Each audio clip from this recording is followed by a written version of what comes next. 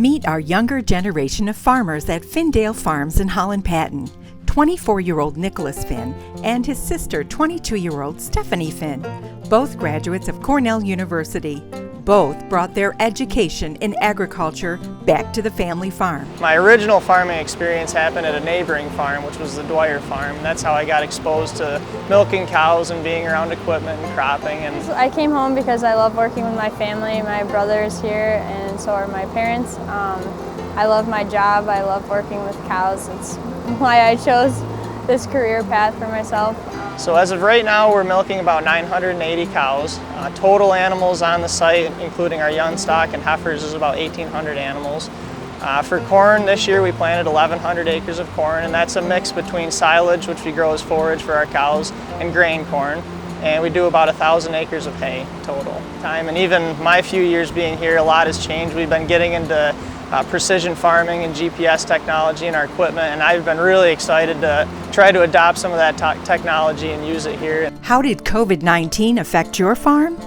I think that this really shook our industry. The day-to-day, it didn't affect our lives that much. We still had to show up, we still had to take care of our animals, but what it did to our industry and our market for our milk was something I don't think anybody could have expected. I think it'll be interesting to see what happens post-COVID, how it will affect the long-term changes of our industry. Some of our industry right now is in a little bit of a turmoil, especially with the latest things happening with COVID and whatnot, but I'm excited to be a part of this industry just because I think there's a lot of people in my generation that maybe don't understand it, so there's a shortage of people coming into this industry, and I see that as an opportunity because I have a background and foundation in it.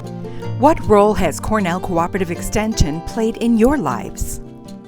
So I was heavily involved with 4-H growing up. It was pretty much my version of sports as a kid. I got to travel all over the country with different 4-H teams.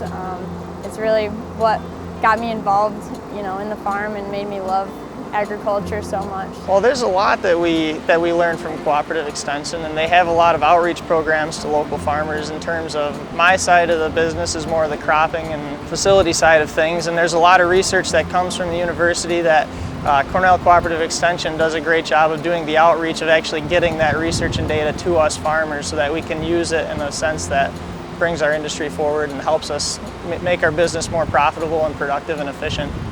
And what would you like to say to the consumers listening?